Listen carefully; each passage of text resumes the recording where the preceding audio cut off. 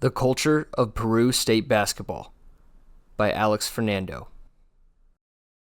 Determination and resiliency are words commonly used within sports for teams who achieve success. Despite their commonality, true embodiment of these words is hard to capture until you sit down for a game at the Al Wheeler Activity Center, or AWAC, on the campus of Peru State College. Over the past 3 seasons, men's basketball head coach Roman Gentry and his staff have built their program culture on these core pillars and these 5 seniors. Donzell Johnson, guard from Bloomington, Illinois. Griggs, a guard from Omaha, Nebraska. Tyler Riley, a guard from Springfield, Nebraska. Easton Hall, a forward from Schuyler, Nebraska.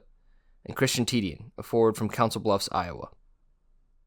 Since taking over the program 3 years ago, Gentry and the Bobcats have had 3 consecutive seasons of 20 wins or more, a Heart of America Conference title, 3 consecutive NAIA National Tournament appearances, and a 35-10 home record.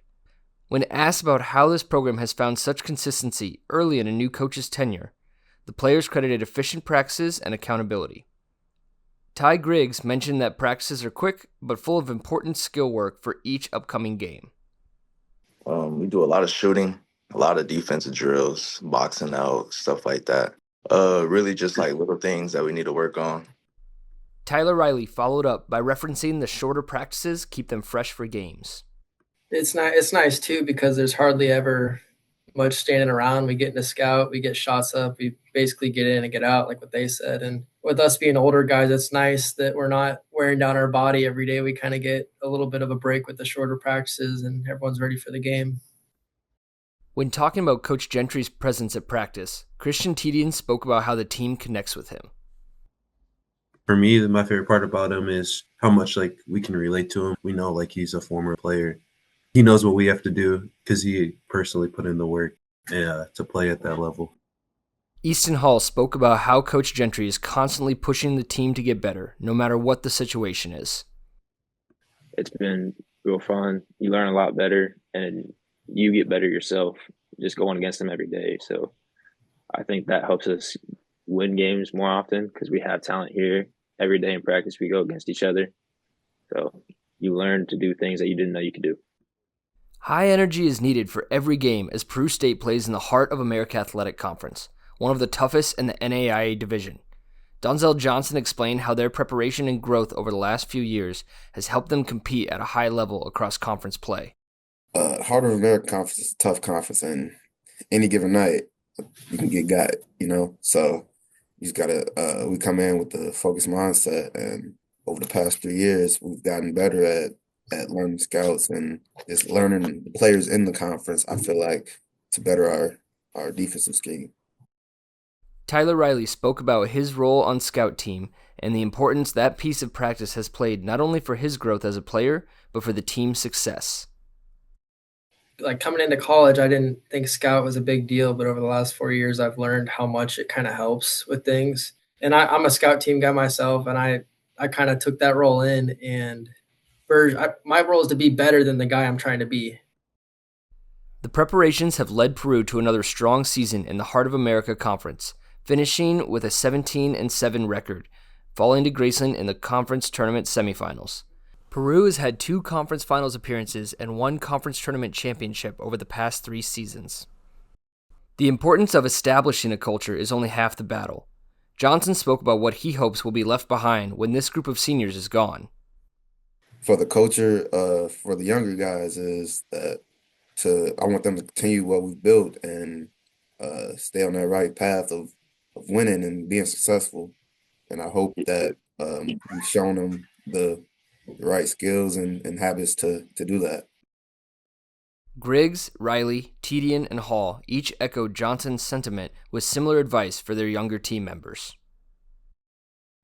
Make sure they are doing the right things at all times. Schoolwork, make sure that's getting done. Really staying in gym, staying sharp, just doing what you need to do to become the best player you could be. I'd emphasize on trust, buy into the coaches, buy into the game plan, the program, all of that. Don't only go halfway in because you're only going to get half the results. You're not going to get what you want right away. You're going to have to work. Eventually you'll get what you work for. Lock in when you need to, but enjoy it. When asked about their favorite memory of their senior season, all answered the same: defeating number 6 ranked Baker University at home.